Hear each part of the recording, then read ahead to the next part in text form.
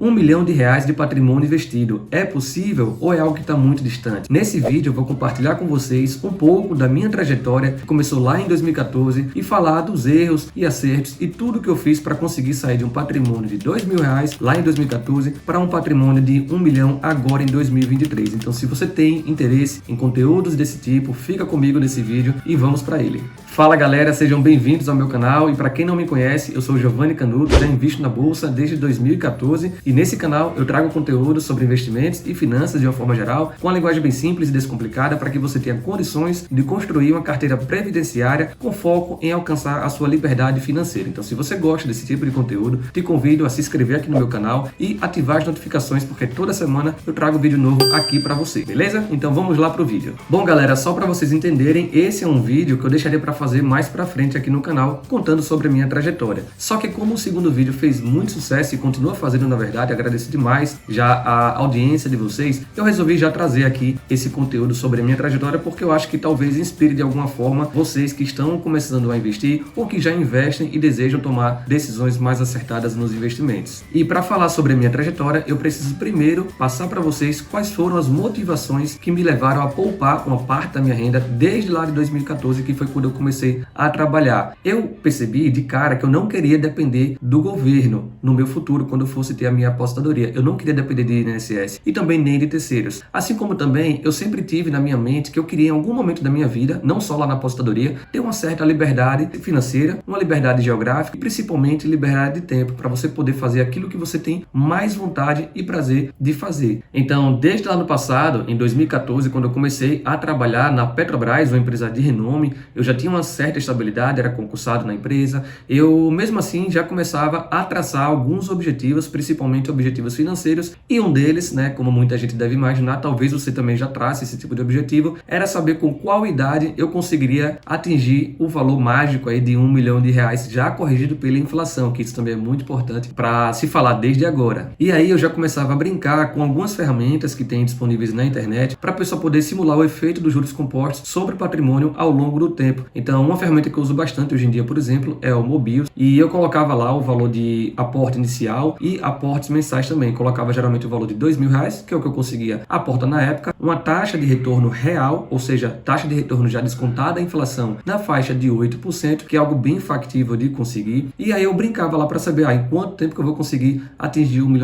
Colocava lá em 10 anos, não dava muito certo. Colocava em 15 anos, também não tinha chegado ainda a 1 milhão, mas eu já percebia o efeito dos juros compostos. Geralmente começa ali no 12º, 13º ano a ficar algo mais exponencial. Quando chegava lá no 20º ano, aí sim seria talvez o momento que eu conseguiria atingir esse R$ 1 milhão, caso eu mantivesse de forma regular o valor de R$ 2.000 como aporte mensal. E aí, quando a gente tem aquela visualização de que é sim possível atingir aquela meta em algum momento da nossa vida, a gente meio que assume um compromisso, né, com o nosso eu do futuro. Então, para vocês terem uma ideia, nesses 9 anos de jornada nos investimentos, dos 108 meses, eu consegui aportar, separar uma parte das minhas economias e jogar para seja a bolsa de valores ou para qualquer outro tipo de investimento durante 106 meses, ou seja, eu só falhei em 2 meses. Então, pessoal, antes de partir para minha trajetória, alguns conselhos bem rápidos para você que deseja também alcançar um patrimônio um pouco mais relevante no mercado financeiro de capitais. Saiba do seguinte: não trace como uma meta única, um valor único apenas. Tente fragmentar em metas menores para que você consiga ir aproveitando a sua jornada e batendo meta após meta. Com isso você vai se incentivando a cada nova meta atingida. Você já deve saber que não é necessário ter muito capital para começar a investir. Então, tente não postergar mais essa decisão de iniciar no mundo dos investimentos. Logicamente, tenta também já começar a iniciar os estudos para não investir também de qualquer jeito, porque saiba que na fórmula dos juros compostos, a única variável que ela está lá como uma exponencial é justamente o tempo. Ou seja, o tempo ele influencia e muito para que você consiga alcançar a sua liberdade financeira no menor tempo possível. E quando você for começar a investir de fato, pense como um sócio. Seja sócio de boas empresas que entreguem bons resultados para que lá no futuro você possa colher também excelentes frutos dessas empresas, assim como também dos fundos imobiliários ou de qualquer outra classe de ativo que você venha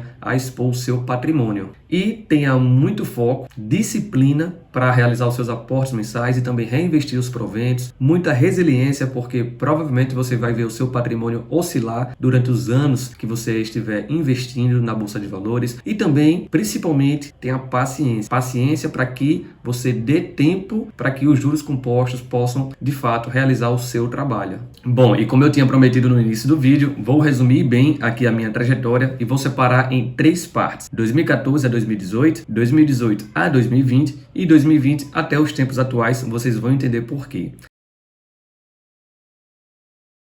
Entre 2014 e 2018 foi justamente o período que eu cometi um maior número de erros. E eu agradeço por isso, porque eu estava errando no início, então geralmente errava ali com pouco capital ainda. Depois de 6 meses já trabalhando e aportando certinho de forma regular, os R$ 2.000 por mês, eu decidi já de cara comprar o meu primeiro passivo, que seria um carro, o Fusion. Eu era apaixonado pelo Fusion, então gostava muito de carros, tinha esse prazer em dirigir em algum veículo que fosse muito confortável. E aí de 2014 a 2017 eu fiquei com o veículo. Tive muitos e muitos gastos, vários tipos de despesas, quem tem carro sabe como é, mas enfim, eu não me arrependo porque foram ali momentos bem prazerosos. Esses 3 anos eu pude aproveitar bastante. E é aquela coisa, por mais que eu tivesse aumentado esses tipos de despesas com o carro, eu também consegui reduzir as despesas por outro lado em alguns outros tipos de saídas, e aí eu consegui na média ainda manter o meu valor de aporte mensal durante esse período, então não me prejudicou tanto financeiramente. Mas aí eu sabia que para conseguir encurtar o caminho até alcançar a liberdade financeira, eu precisaria de alguma forma aumentar o valor dos meus aportes. Então eu já buscava ali ter alguma forma de obter renda extra. Só que essa renda extra no início, lá entre 2014 e 2017, 2018, eu tentava adquirir através de swing trade, ou seja, eu fazia muitas operações na bolsa de valores, geralmente com ações, e aí eu conseguia ter algum lucro, mas também tinha certos prejuízos. No final das contas ficava meio que no 0 a 0, apesar que no swing trade, nesses 4 anos, eu tive ainda um pouquinho de lucro, vamos dizer assim. E aí já com o day trade, eu conseguia também obter lucro num determinado dia, mas no final das contas, quando ia somar o mês, eu ficava no prejuízo. Então eu operei por 3 meses apenas, inclusive em um desses dias eu perdi R$ 700, tirei o dia todinho para operar e acabei aí num bom prejuízo. Então eu percebi que aquilo não era para mim, apesar que eu tinha um bom conhecimento técnico sobre análise gráfica, principalmente, figuras também, mas eu sei que o psicológico nessas horas afeta e muito, é o que mais conta para quem vai operar no mercado. E eu também não tinha tempo hábil para isso, até porque eu estava lá trabalhando na empresa como CLT. Bom, e fora tentar obter renda extra com o mercado financeiro, eu tentei também com marketing multinível, não deu certo. Tentei também com apostas esportivas, eu já sabia que seria algo bem complicado, mas a gente fica naquela, eu gosto pra caramba de futebol, então vou fazer aqui minha sorte, mas no final das contas também ficava sempre ali no prejuízo. Então foram 4 tentativas distintas de obter renda extra e até então eu não via conseguindo. Em 2017 eu resolvi comprar o meu primeiro imóvel, primeiro e único na verdade, e foi um apartamento aqui na minha cidade com a intenção inicial de oferir rendimentos de aluguel, ou seja, era uma tentativa ainda de obter uma renda extra. Nesse caso eu precisei de fato colocar um capital elevado, eu consegui quitar em menos de um ano o imóvel, só que em 2020, ou seja, 3 anos depois, eu acabei me desfazendo, vi que era muito burocracia, não estava dando uma rentabilidade legal, então eu preferi ficar líquido, até porque estava mudando as condições dentro da empresa, talvez eu tivesse que me mudar da minha cidade aqui em Aracaju, então preferi ficar líquido, e aplicar no mercado financeiro, e caso precisasse talvez também fazer algum tipo de resgate, o dinheiro estava ali, era muito mais fácil.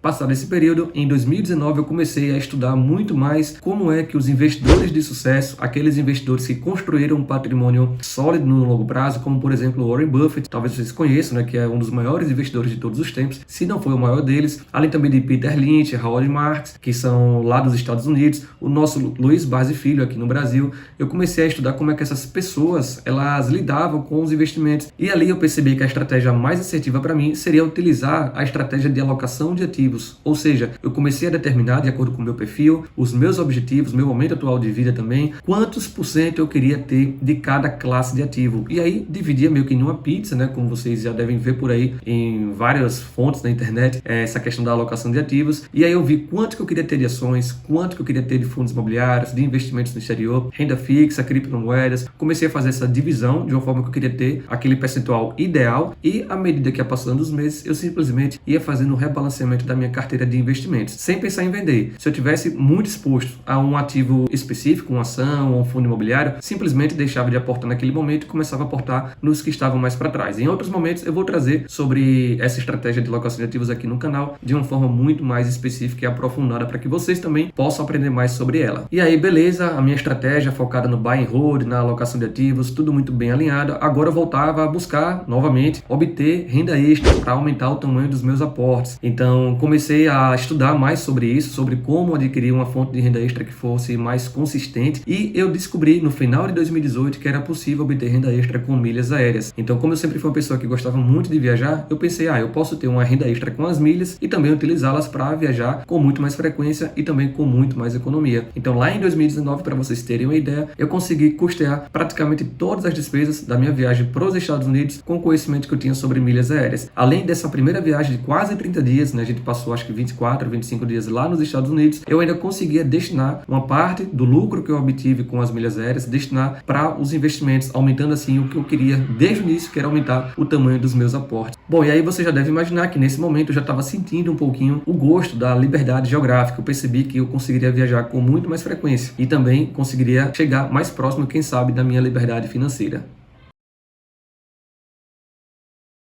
Chegou 2020 e aí eu tive que tomar várias decisões essas que foram das mais importantes da minha vida. Uma delas, né, que foi eu começar no mundo do empreendedorismo. Eu queria muito mais com esse negócio das milhas, percebi que eu poderia talvez ser um empresário no ramo de viagens e foi isso que eu consegui. Graças a Deus, lá em abril de 2020 eu fundei a Fly Motor Viagens, que é a minha empresa no ramo de viagens aéreas, e também culminou, né, justamente no momento que estava em transição lá na Petrobras. Eu ainda era empregado, ainda era CLT, só que nesse período a empresa estava passando por algumas mudanças, né, mudando um pouquinho o seu foco, pensando mais na região sudeste, e aí talvez eu teria que me mudar de cidade. Só que como eu já estava no negócio do empreendedorismo e estava querendo muito gosto com isso, eu tive que tomar uma decisão. E aí eu decidi pegar o PIDV, que para quem não conhece, é o Programa de Incentivo ao Desligamento Voluntário. A empresa oferecia uma indenização muito boa por sinal, e a pessoa de fato ela sairia da empresa. Então eu percebi que naquele momento era talvez a maior oportunidade da minha vida, porque eu sei que para encurtar o caminho até atingir a liberdade financeira, eu precisaria assumir mais riscos, assumir os riscos do empreendedorismo, de que é algo que eu já estava gostando muito, já estava lucrando bem com a minha agência de viagens, então eu saí da empresa, decidi por sair para seguir essa carreira de empresário. E aí em 2021 e 2022 foram justamente os 2 anos que eu consegui aumentar em muito o tamanho dos meus aportes no mercado financeiro de capitais. Eu peguei a parte do PIDV e apliquei toda nos ativos que eu tenho em renda variável. Eu já tinha uma reserva de emergência montada, tá? Só para você ficar ciente, né? A gente faz esses tipos de investimentos na renda variável depois que já temos a reserva de emergência montada. E voltando, também eu fazia distribuições de lucros provenientes da minha empresa. Então pegava, distribuía lucro para minha pessoa física, para da minha pessoa física mandar também os recursos tanto para os ativos que eu tenho no Brasil, como também para os ativos que eu tenho lá no exterior. Então fui aumentando cada vez mais os aportes e aumentando o meu patrimônio lá no mercado de capitais. E aí aquele objetivo que eu tinha de conseguir o R$1 milhão de patrimônio investido, né, em 20 anos, ou seja, quando eu tivesse meus 45 anos talvez, eu consegui encurtar e muito. Encurtei basicamente em 12 anos, porque aos 33 anos, hoje eu ainda tenho 33 anos, eu graças a Deus consegui atingir esse patrimônio na Bolsa de Valores. Então, como eu já falei em alguns vídeos aqui no canal, eu tenho valor investido não somente nos fundos imobiliários, mas também nas ações brasileiras, em ações americanas, nos REITs americanos, que basicamente são as ações de empresas que estão envolvidas com o mercado imobiliário americano, inclusive outros mercados ao redor do mundo. Também tenho investimentos em ETFs, no caso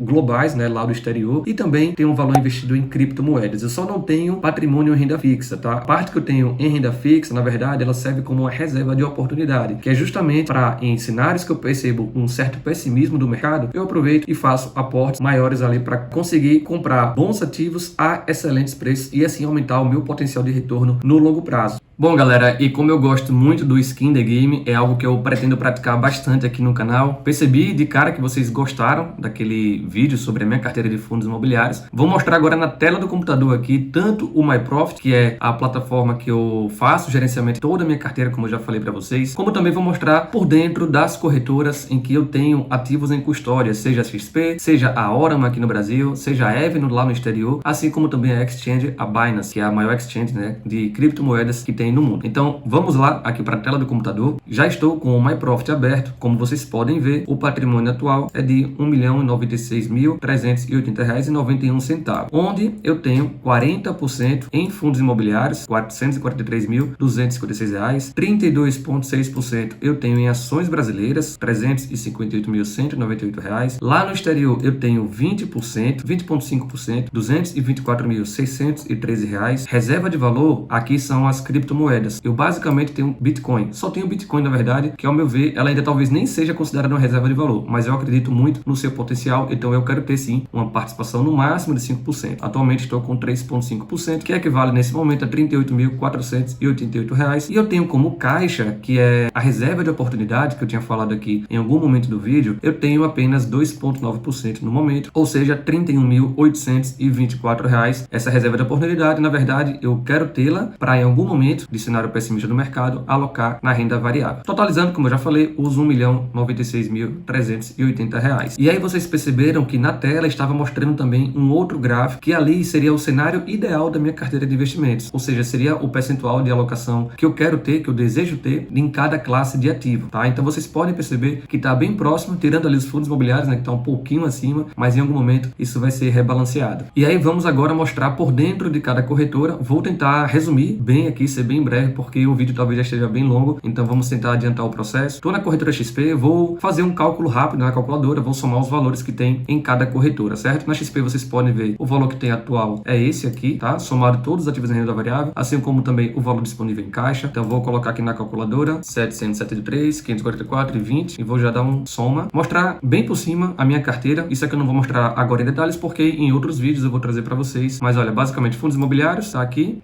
Aqui ações brasileiras, alguns ativos como vocês podem ver também, que eu tenho em carteira.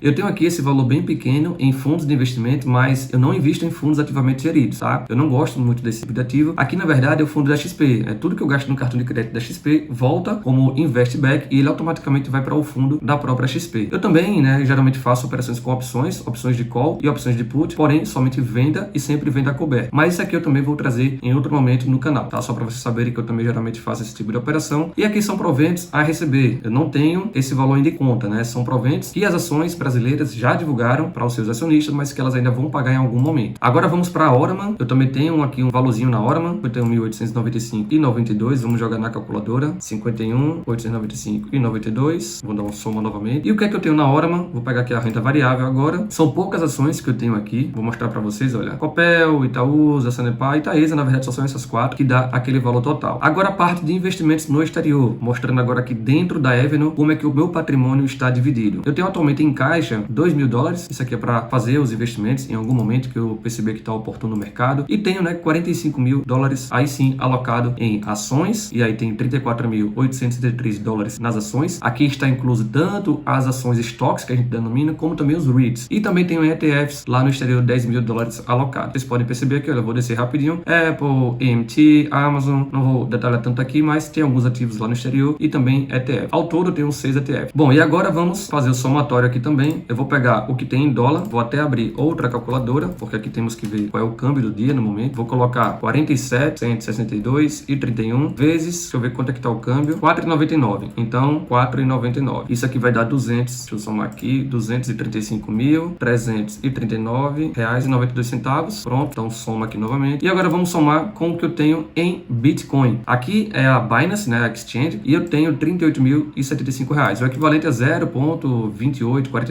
Para quem não sabe, né, o Bitcoin ele vai até 8 casas decimais. Então é isso aqui que eu tenho apenas em Bitcoin, não tenho nenhuma criptomoeda a mais além do BTC, certo? Eu já tive Ethereum em algum momento, mas eu resolvi vender e ficar apenas com Bitcoin. Então vamos somar aqui o último valor, R$38.075,56. Pronto, R$1.098.855,60. Esse é o valor que eu tenho atualmente de patrimônio investido, distribuído nessas 4 corretoras que eu acabei de mostrar. Por que que dá essa leve diferença em relação ao MyProfit? Pouquinha coisa. É justamente por causa desse valor aqui dos proventos a receber. O MyProfit não coloca como patrimônio os proventos a receber. Tá lá lançado na parte de proventos, porém não coloca como patrimônio. Já no caso da XP, soma isso aqui ao patrimônio, por isso que tem essa diferença pequena. Então, galera, espero que vocês tenham curtido muito esse vídeo. Mais uma vez, o Skin the Game, pele em risco. Eu gosto bastante de mostrar o que eu faço de fato na prática, né? Para vocês perceberem que o que eu ensino, eu também pratico. E entenda o seguinte, tá? Não é porque a gente às vezes consegue um patrimônio relevante no mercado financeiro de capitais que a gente não comete erros. Eu cometo muitos erros, já cometi no passado e vou continuar cometendo.